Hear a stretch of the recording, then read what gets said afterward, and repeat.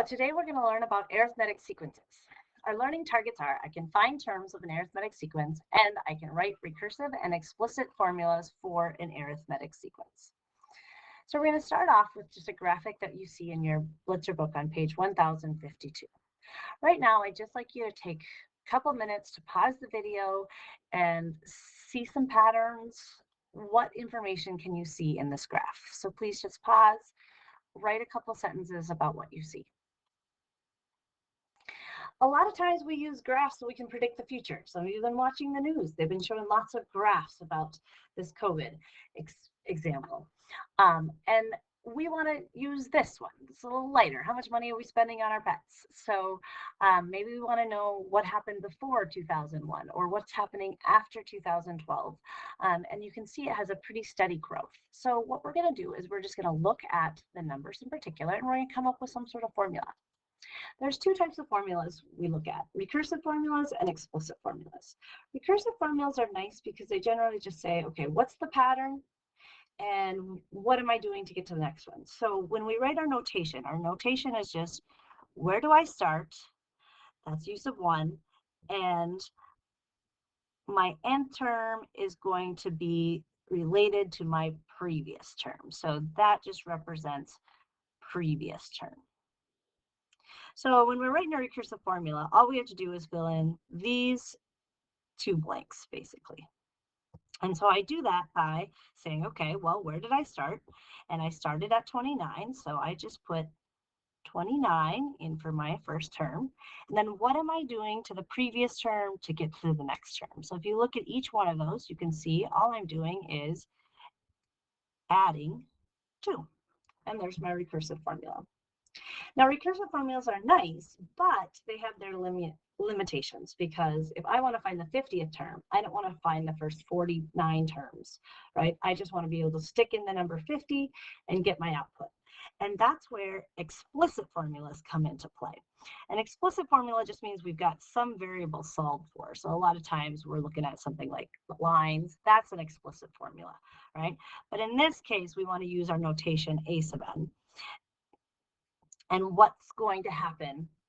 Oh, sorry, that didn't erase on your screen. Let me erase it on your screen. We want to use a sub n instead of y's and x's. And we'll come back to this formula after we talk about some vocabulary. If you want to challenge yourself, see if you can't come up with it on your own before we do it. So before we come up with that formula, I'm going to start with just a vocab word that's very important, an arithmetic sequence. What is it? It's just a sequence in which each term after the first term differs from a preceding term by a constant term. And that sounds kind of confusing, but basically it's just a sequence that is created by adding or subtracting to get the next term. All right, so we're just going to put adding or subtracting to get the next term. All right, and what we call that number we add or subtract is called the common difference. Okay, whether it's adding 2, right? I would say my common difference is 2. If I'm subtracting 2, my common difference is negative 2. All right, so if you think about that last example, explain why the U.S. pet spending from 2001 to 2012 is an example of an arithmetic sequence.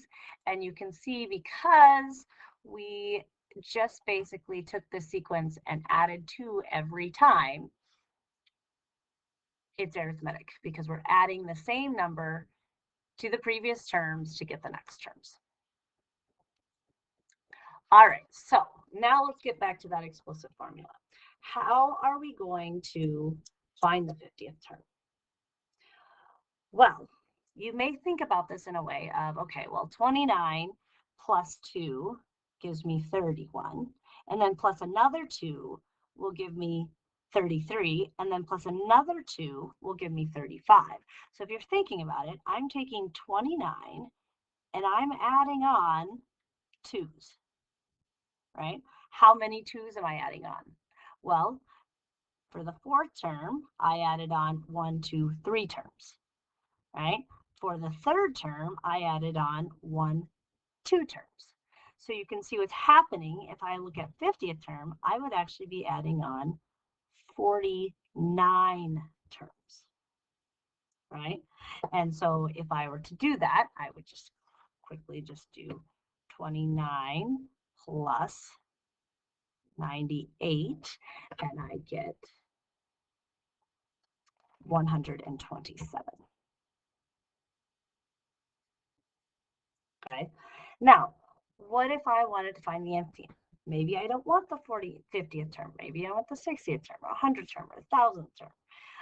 Well, again, you think, okay, well, I'm doing 29, and then if you see the pattern, common difference, I didn't use 50 here when I was looking for the 50th term. I used 49.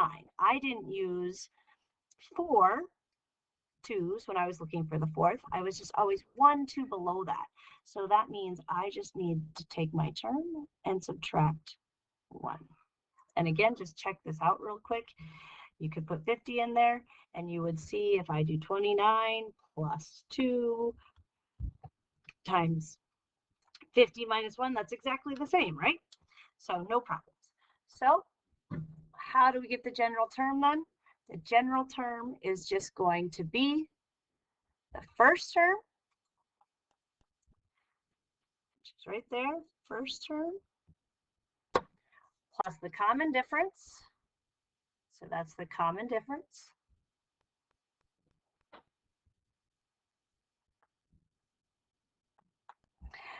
And n just represents the number of terms.